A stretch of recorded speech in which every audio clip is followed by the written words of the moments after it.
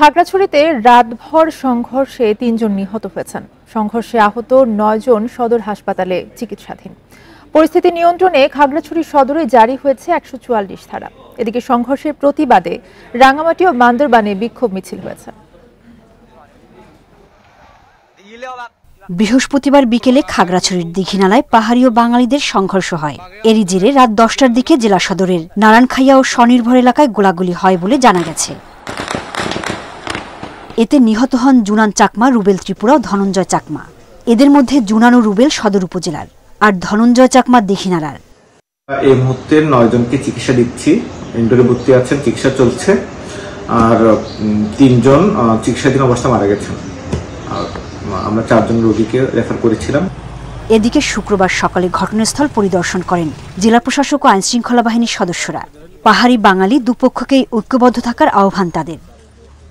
গতকাল বিকেল থেকে যে পাহাড়ি বাঙালির যে সংঘাত, সেটা সন্ধ্যা ৮টা পর্যন্ত কন্টিনিউ করেছিল। এরপরে আমরা বাংলাদেশ সেনাবাহিনী এই পরিস্থিতি কন্ট্রোল করতে সক্ষম হই। পরিস্থিতি নিয়ন্ত্রণের জন্য আমরা পুলিশ এবং সেনাবাহিনী এবং বিজিবি সার্বক্ষণিকভাবে আমরা এখন টহল আমাদের জারি রেখেছি। যে কারা ক্ষতিগ্রস্ত হয়েছে, কি পরিমাণ ক্ষতিগ্রস্ত হয়েছে, সেগুলো অ্যাসেস করে এই ক্ষয়ক্ষতির পরিমাণ নির্ধারণ করে আমরা তাদের ক্ষতিপূরণ দেওয়ার সর্বোচ্চ চেষ্টা করব। আর আমরা এখানে যেটা বলা হয়েছে, একটা কমিটিও গঠন করা হয়েছে, যাতে এই ঘটনাকে কেন্দ্র করে অন্যান্য উপজেলা বা অন্য কোথাও যাতে এর উত্তেজনা না ছড়ায় সে ব্যাপারে আমরা কাজ করছি। এদিকে প্রতিবাদে বান্দরবানে বিক্ষোভ মিছিল ও সমাবেশ করেছে শিক্ষার্থীরা। সোহেলি জাহান, ইন্ডিপেন্ডেন্ট নিউজ। খাগড়াছড়ির সংঘর্ষের প্রভাব পড়েছে রাঙামাটিতেও। সকালে রাঙামাটিতে সংঘর্ষ, দোকানপাট ও বাড়িঘরে ভাঙচুর এবং অগ্নিসংযোগের ঘটনা ঘটেছে। এতে মারা গেছেন ১ জন, আহত হয়েছেন অর্ধশতাধিক। পুলিশের স্থানীয়রা জানায়, খাগড়াছড়ি ও দীঘিনালায় হামলার প্রতিবাদে সকালে রাঙামাটিতে বিক্ষোভ মিছিল বের করলে উত্তেজনা ছড়িয়ে পড়ে। জেলা মহিলা পরিষদ, পার্বত্য চট্টগ্রাম আঞ্চলিক পরিষদ কার্যালয় এবং কয়েকটি ব্যবসা প্রতিষ্ঠানে হামলা ও অগ্নিসংযোগ করা হয়। পুড়িয়ে দেওয়া হয় সাংবাদিকদের মোটরসাইকেল সহ বেশ কয়েকটি যানবাহন। পরিস্থিতি নিয়ন্ত্রণে মাঠে তৎপর সেনাবাহিনী। এদিকে উদ্ভূত পরিস্থিতিতে রাঙামাটিতে ১৪৪ ধারা জারি করেছে প্রশাসন। পরবর্তী নির্দেশ না দেওয়া পর্যন্ত ১৪৪ ধারা বহাল থাকবে।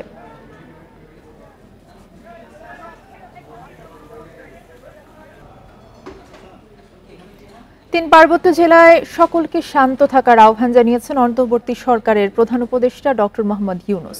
প্রধান উপদেষ্টা বলেন, খাগড়াছড়ি ও রাঙামাটিতে সৃষ্ট সমস্যা নিরসনে আন্তরিকভাবে কাজ করছে সরকার।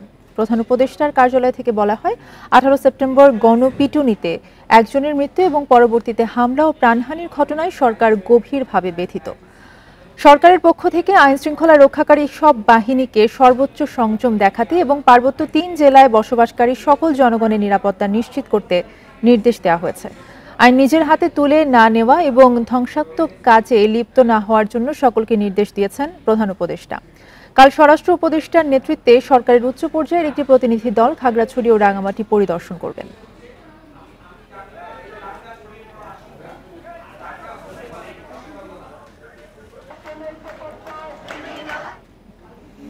এদিকে খাগড়াছড়ি ও রাঙামাটিতে সংঘর্ষ, হামলার ঘটনায় সুষ্ঠু বিচারের দাবিতে বিক্ষোভ হয়েছে ঢাকা বিশ্ববিদ্যালয় ও জাহাঙ্গীরনগর বিশ্ববিদ্যালয়ে। সকালে ঢাকা বিশ্ববিদ্যালয়ের রাজু ভাস্কর্যের পাদদেশে বিক্ষুব্ধ যুগ্ম ছাত্র জনতার আয়োজনে যোগ দেন রাজধানীর বিভিন্ন প্রান্ত থেকে আসা পাহাড়িরা।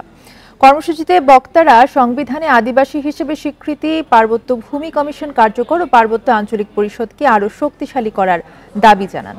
এ সময় পার্বত্য ৩ জেলায় আজ থেকে পরবর্তী ৭২ ঘণ্টার জন্য সড়ক ও নৌ অবরোধ কর্মসূচি পালনের ঘোষণা দেওয়া হয়। এদিকে জাহাঙ্গীরনগর বিশ্ববিদ্যালয় কেন্দ্রীয় শহীদ মিনারের সামনে থেকে বিক্ষোভ মিছিল বের করে বিশ্ববিদ্যালয়ের পার্বত্য অঞ্চলের শিক্ষার্থীরা। পরে ঢাকার ইচ্ছা মহাসড়ক অবরোধ করে বিক্ষোভ করে তারা। এ সময় তারা পার্বত্য অঞ্চলে হামলা বন্ধে সরকারের কঠোর হস্তক্ষেপ চান।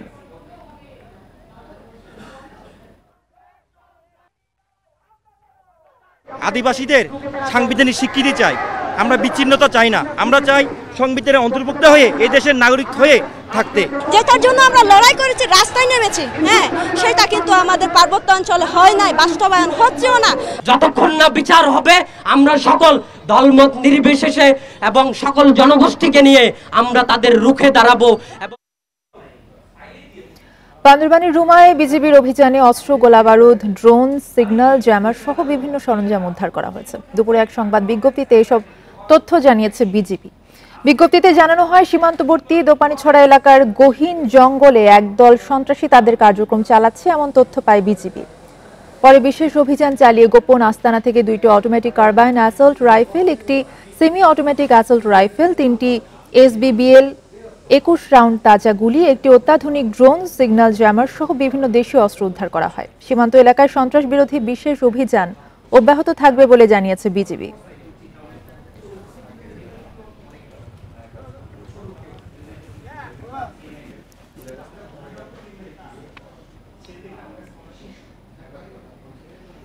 দেশের সংখ্যালঘু সম্প্রদায় এবং উপাসনালয়ে হামলার পেছনে ধর্মীয় নয়, মূল কারণ রাজনৈতিক বলে মন্তব্য করেছেন বিএনপির ভারপ্রাপ্ত চেয়ারম্যান তারেক রহমান। শুক্রবার বিকেলে হিন্দু সম্প্রদায়ের নেতাদের সাথে মতবিনিময় সভায় দেয়া ভার্চুয়াল ভাষণে তিনি এই মন্তব্য করেন। বিএনপি চেয়ারপারসনের গুলশান কার্যালয়ে বিএনপির ভারপ্রাপ্ত চেয়ারম্যান তারেক রহমান জন্মাষ্টমী উপলক্ষে হিন্দু সম্প্রদায়ের নেতাদের সাথে শুভেচ্ছা বিনিময় করেন। অনুষ্ঠানে হিন্দু সম্প্রদায়ের নেতাদের পাশাপাশি বিএনপির মহাসচিব মির্জা ফখরুল ইসলাম সহ দলটির সিনিয়র নেতারা উপস্থিত ছিলেন। তারেক রহমান বলেন, দেশে সংখ্যালঘু বলে কিছু নেই, সব নাগরিকের সমান অধিকার রয়েছে। বিভিন্ন সংখ্যালঘু সম্প্রদায়ের ওপর হামলার ঘটনার নিন্দা জানিয়ে তিনি বলেন, কোনো সাম্প্রদায়িক হামলারই নিরপেক্ষ তদন্ত, সুষ্ঠু বিচার হয়নি।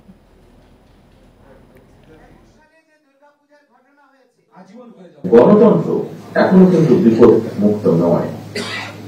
এরকম একটা পরিস্থিতিতে কোন অপশক্তি যাতে আবার গণ অভ্যুত্থানের চূড়ান্ত লক্ষ্য এবং সাফল্যের ধারাকে ব্যাহত করতে না পারে, সেজন্য কিন্তু দল মত নির্বিশেষে আমাদের সকলকে সতর্ক থাকা প্রয়োজন। ঢাকা বিশ্ববিদ্যালয়ে তোফাজ্জল হোসেন নামের এক যুবককে পিটিয়ে হত্যার মামলায় আদালতে 164 ধারায় জবানবন্দি দিচ্ছেন 6 শিক্ষার্থী। শুক্রবার দুপুরে মামলার তদন্ত কর্মকর্তা শাহবাগ থানার উপপরিদর্শক আমিনুল ইসলাম তাদের আদালতে হাজির করেন। মেট্রোপলিটন ম্যাজিস্ট্রেট সাদ্দাম হোসেনের আদালতে 164 ধারায় জবানবন্দি দিচ্ছেন ছাত্ররা। বৃহস্পতিবার তোফাজ্জল হোসেন হত্যার ঘটনায় ছাত্রলীগের সাবেক উপবিজ্ঞান ও প্রযুক্তি সম্পাদক জালাল আহমেদ সহ 6 জনকে আটক করে পুলিশ। বুধবার রাত 8টার দিকে ওই যুবককে ঢাকা বিশ্ববিদ্যালয়ের ফজলুল হক হলে ধরে নিয়ে যান কিছু শিক্ষার্থী। মোবাইল ফোন চুরির অভিযোগে তাকে মারধর করেন তারা। বুধবার রাত 12টার দিকে মুমূর্ষু অবস্থায় ঢাকা মেডিকেলে নিয়ে গেলে তাকে মৃত ঘোষণা করেন চিকিৎসক। পরে এই ঘটনায় শাহবাগ থানায় মামলা করে ঢাকা বিশ্ববিদ্যালয় কর্তৃপক্ষ।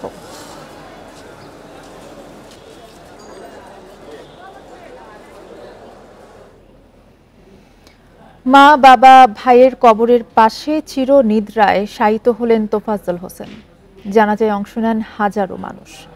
ঢাকা বিশ্ববিদ্যালয়ের মতো জায়গায় এমন ঘটনায় ক্ষুব্ধ এলাকাবাসী।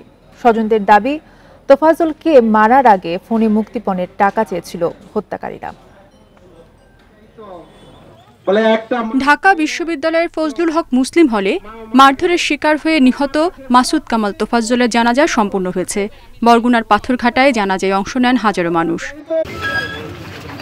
জানাজা শেষে পারিবারিক কবরস্থানে মা, বাবা আর ভাইয়ের পাশে দাফন করা হয় তোফাজ্জলকে।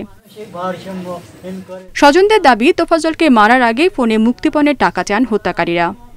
ওরা আমার কাছে বলে যে আমার দেবরের বাঁচাইতে চাইলে 2 লক্ষ টাকা দেন,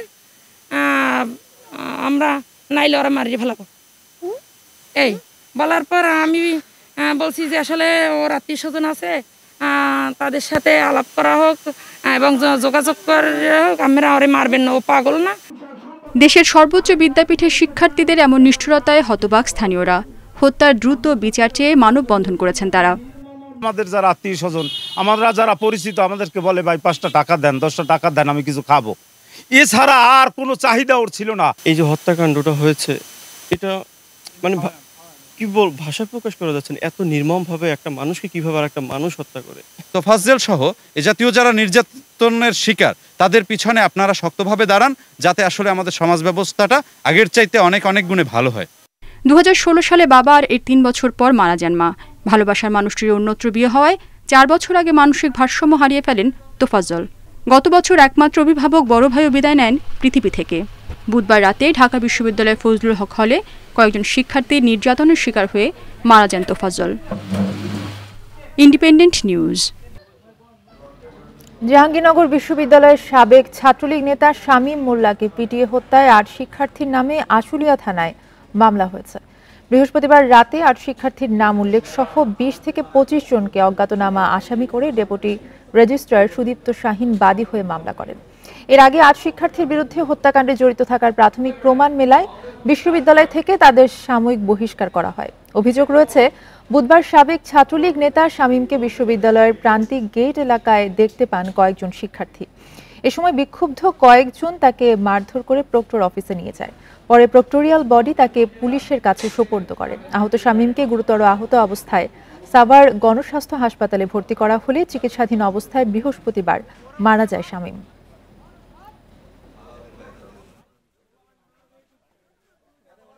জাহাঙ্গীরনগর বিশ্ববিদ্যালয় কর্তৃপক্ষের লিখিত অভিযোগের প্রেক্ষিতে একটি 8 জনের নাম উল্লেখ করে একটি অভিযোগ দায়ের করিয়াছে এবং 15 জন অজ্ঞাতনামা লোকের নাম উল্লেখ আছে। জাহাঙ্গীরনগর বিশ্ববিদ্যালয়ে ছাত্র শিক্ষকদের দলীয় রাজনীতি নিষিদ্ধ করা এবং দ্রুততম সময়ে জাকসু নির্বাচন আয়োজনের দাবিতে বিক্ষোভ মিছিল করেছে সাধারণ শিক্ষার্থীরা। শুক্রবার বিকেলে বিশ্ববিদ্যালয়ের কেন্দ্রীয় শহীদ মিনারের সামনে থেকে বিক্ষোভ মিছিলটি শুরু হয়ে উপাচার্যের বাসভবনের সামনে গিয়ে শেষ হয়। এরপর শিক্ষার্থীরা ভিসির সাথে দেখা করে রোববারের মধ্যে সিন্ডিকেট সভা ডেকে আজীবনের জন্য ক্যাম্পাসে সব ধরনের দলীয় রাজনীতি নিষিদ্ধের প্রজ্ঞাপন জারি সহ 3টি দাবি জানায়।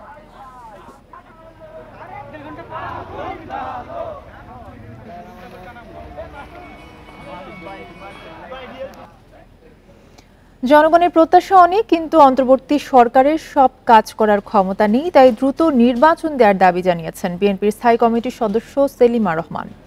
সকালে ঢাকার রিপোর্টার সিনিটিতে এক আলোচনা সভায় এই দাবি জানান তিনি। সেলিমা রহমান বলেন, ষড়যন্ত্র এখনো শেষ হয়নি। ভারতে বসে শেখ হাসিনা ষড়যন্ত্র করছেন। সব ক্ষেত্রে ষড়যন্ত্র করছে আওয়ামী লীগের দোসররা। আওয়ামী লীগের আমলে বিএনপি নেতাকর্মীদের খুন, গুম ও নির্যাতন করা হয়েছে। আলোচনায় বিএনপির ভাইস চেয়ারম্যান বরকতুল্লাহ বুলু বলেন, বিগত 3টি নির্বাচনে মানুষ ভোট দিতে পারেনি।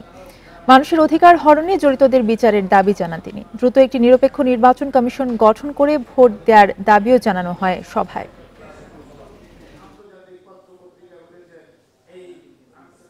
কিন্তু ষড়যন্ত্র শেষ হয় নাই। আজকে ভারতে বসে আমাদের যিনি প্রধানমন্ত্রী ছিলেন তিনি নানা রকম ষড়যন্ত্র করছেন এবং তার যে দলবল লুকিয়ে আছে, যে দলবলকে এখনো আমাদের বর্তমান প্রশাসন সামনে রেখেছে, আগলে রেখেছে। 622 জন ছিল বোধহয় আর্মির অধীনে, এরা কোথায় গেল?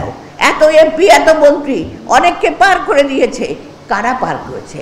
শস্যের মধ্যে ভূত আছে। 3টি নির্বাচনে কোন দেশের মানুষ ভোট দিতে পারে নাই, বিনা ভোটের সরকার ছিল।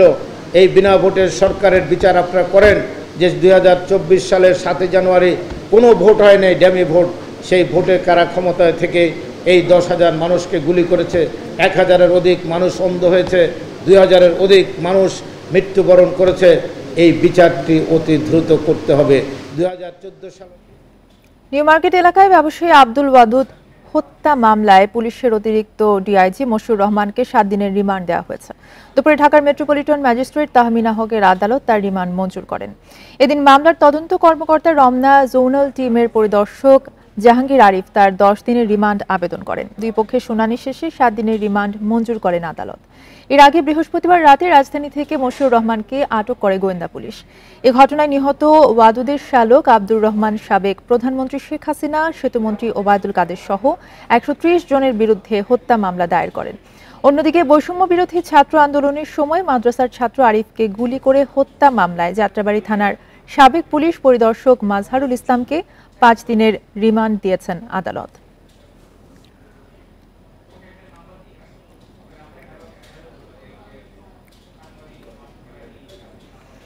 আগের খতিবের ফিরে আসাকে কেন্দ্র করে জাতীয় মসজিদ বায়তুল মুকাররমের ভেতরে হাতাহাতির ঘটনা ঘটেছে। জুমার নামাজের সময় এই ঘটনা ঘটে, এতে আহত হয় বেশ কয়েকজন। প্রত্যক্ষদর্শীরা জানান, জুমার নামাজের আগে মসজিদের বর্তমান খতিব বয়ান করছিলেন। এ সময় আওয়ামী লীগ সরকারের সময় নিয়োগ পাওয়া খতিব মুফতি রুহুল আমিন বয়ান করার জন্য ঢুকে পড়েন। এ সময় সাধারণ মুসল্লিরা তার পেছনে নামাজ পড়তে অনীহা প্রকাশ করেন। রুহুল আমিনের সঙ্গে আসা কিছু লোক এর বিরোধিতা করলে মসজিদের ভেতরেই দুপক্ষের সংঘর্ষ শুরু হয়। একে অপরকে কিল ঘুষি মারতে থাকে। মসজিদের আসবাবপত্র এ সময় ভাঙচুর করা হয়, ভেঙে ফেলা হয় দরজা জানালার গ্লাস। এতে মসজিদের সাধারণ মুসল্লিরা ভীত হয়ে পড়েন। গত 5 আগস্ট আওয়ামী লীগ সরকারের পতনের পর খতিব রুহুল আমিন 1.5 মাস আত্মগোপনে ছিলেন।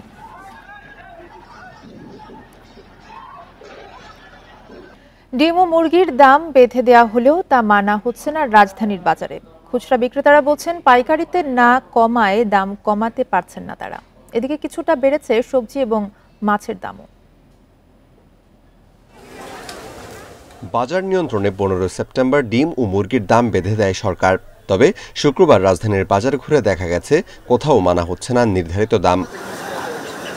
কারওয়ান বাজারে ব্রয়লার মুরগির কেজিতে নির্ধারিত 179 টাকা 59 পয়সার জায়গায় নেওয়া হচ্ছে 5 টাকা বেশি। সোনালী মুরগির কেজিতে নির্ধারিত 259 টাকা 64 পয়সার জায়গায় নেওয়া হচ্ছে 280 টাকা। ফার্মের মুরগির ডিমের ডজন সর্বোচ্চ 142 টাকা 44 পয়সা হওয়ার কথা হলেও বিক্রি হচ্ছে 155 টাকায়। মহল্লার হিসাব তো আপনার মেইন বাজারে করা যায় না। আমাদের কারণ বাজার মনে করেন সব মিডিয়ার জায়গা এবং আমরা ভক্ত অধিকার হলো আমাদের কারণ বাজার একটু 19-20 হলে মনে করেন আমাদের উপরে চাপ আসে। আরতে ডিমের দাম বেশি, কারণ আরতে কইতেছে আমরা ফার্মের থেকে মাল কিনতেছি, ফার্মেই মাল কম, ফার্মেই দাম বেশি, তাহলে আমরা কেমনে কম বেচবো? সরকার ঘোষণা করছে না এটা রেট কমাতে, সেই পেপার পত্রিকা আমরা দেখছি, ঠিক আছে, বাস্তবের সাথে কোনো মিলাই ও আগে যাচ্ছে সেই রকমই চলতেছে। বা ওটার ইম্প্যাক্ট এটা যে বাজারে জিনিসপত্রের দামে পড়বে এটাও আমার মনে হচ্ছে না খুব একটা কাজ করছে। ভারতে ইলিশ রপ্তানি বন্ধ হলেও বাজারের দামে খুব একটা প্রভাব পড়েনি। 900 গ্রাম থেকে 1 কেজি সাইজের ইলিশের কেজি বিক্রি হচ্ছে 1800 টাকায়। বাড়তি অন্যান্য মাছের দামও। 10 দিন আগে 200 টাকা কম ছিল, এখন মাছ নাই নদীতে, কাউই নাই বেশি, এরপরে মনে করেন কেজিতে 200 টাকা বেশি। এরা নিজেরাই সিন্ডিকেট করে দাম বাড়াচ্ছে আর কি। আমরা তো মাছ কিনেছিলাম, সিন্ডিকেট কমে গেছে, আসলে সিন্ডিকেট কমে নেই। কারণ বাজারে এসে মানুষের সস্তা লাগে, কারণ বাজারে এত বেশি, তাহলে অন্য দোকানে কেমন হইব বাইরে। এদিকে কাঁচামরিচ সহ বেড়েছে কিছু সবজির দামও। কাঁচামরিচের কেজি বিক্রি হচ্ছে 220 টাকায়। বেগুন মানভেদে 80 থেকে 110 টাকা, বরবটি 100 থেকে 120 টাকায় বিক্রি হচ্ছে। Amirul Islam, independent news, Dhaka. চালু হওয়ার প্রায় 2 বছর পর প্রথমবার সপ্তাহের 7 দিনই চলতে শুরু করলো মেট্রো রেল। শুক্রবার বিকেলে উত্তর স্টেশন থেকে শুরু হয় মেট্রো চলাচল। ছুটির দিনে মেট্রো চলায় উচ্ছ্বসিত নগরবাসী। আন্দোলনের সময় হামলায় ক্ষতিগ্রস্ত হওয়ার 62 দিন পর চালু হয়েছে কাজীপাড়া স্টেশন। মিরপুর 10 স্টেশনও দ্রুত চালুর আশায় ডিএমটিসিএল কর্তৃপক্ষ। মেট্রো রেল স্টেশনে যাত্রীদের উপচে পড়া ভিড় দেখে বোঝার উপায় নেই এটি ছুটির দিনের দৃশ্য। চালু হওয়ার প্রায় 2 বছর পর প্রথমবার শুক্রবার চলল মেট্রো রেলের চাকা। সবার চোখে মুখে তাই উচ্ছ্বাস। শুক্রবারে শুধুমাত্র বিনোদন কেন্দ্রিক যে জায়গাগুলোতে যাই সেজন্য আমাদেরকে বের হতে হয়, এজন্য মেট্রো রেল খোলাতে আমার মনে হয় ওই ভোগান্তিটা কিছুটা হলেও কমবে। শুক্রবার চালু থাকলে আমাদেরও সুবিধা হয়, কারণ আমাদেরও তো দরকার হয় মাঝে মাঝে শুক্রবার। দুপুর 3:30টায় উত্তর স্টেশন থেকে যাত্রা করে প্রথম ট্রেন। ছুটির দিন সহ সব দিনই ট্রেন চলাচলের সময় বাড়ানোর দাবি যাত্রীদের। শুক্রবার ছুটির দিন যেতে চাইতাম কিন্তু যেতে পারতাম না এত জ্যামের জন্য, বা কোথাও গেলে অনেক কষ্ট হতো জ্যামের জন্য। এখন এই মেট্রোর জন্য অনেক সহজেই যাওয়া যাচ্ছে। শুক্রবারটা ডে চালু থাকাটা আমাদের জন্য অনেক ভালো যাতায়াতে, কারণ অফিস আদালত বন্ধ কিন্তু মানুষ তো বের হয়। এদিকে ছাত্র আন্দোলনের সময় হামলায় ব্যাপকভাবে ক্ষতিগ্রস্ত কাজীপাড়া স্টেশনও চালু হয়েছে শুক্রবার। মেট্রো রেলের এমডি জানান, হামলায় ক্ষতিগ্রস্ত মিরপুর 10 স্টেশনও কয়েক মাসেই চালুর আশায় তারা। আমরা চেষ্টা করব মিনিমাইজ করা, বুদ্ধি করা, যতটা সময়টা যত মিনিমাইজ করা যায়, কারণ মিরপুর হচ্ছে একটা হাব। এখানে চারদিকে যে মানুষের যাওয়া আসা যে ভিড়, এবং এটা আমাদের রিলিভ করার জন্য আমাদের দ্রুত করা দরকার, আমাদের রেভিনিউ জেনারেশন বাড়বে। শুক্রবার বেলা 3:30 থেকে রাত 9টা পর্যন্ত চলবে মেট্রো রেল। সপ্তাহে 7 দিন চালু হয় গণপরিবহন হিসেবে পূর্ণতা পেল মেট্রো রেল। এতে যাত্রীদের যানজট থেকে ভোগান্তি যেমন কমবে, তেমনি কর্তৃপক্ষের আয়ও বাড়বে, এমনটাই প্রত্যাশা যাত্রীদের। Shahid Ahmed, independent news, Dhaka. এই ছিল এখনকার সংবাদে। ইন্ডিপেন্ডেন্ট টেলিভিশনের সব খবর জানতে চোখ রাখুন ফেসবুক, ইউটিউব এবং এক্সে। ধন্যবাদ।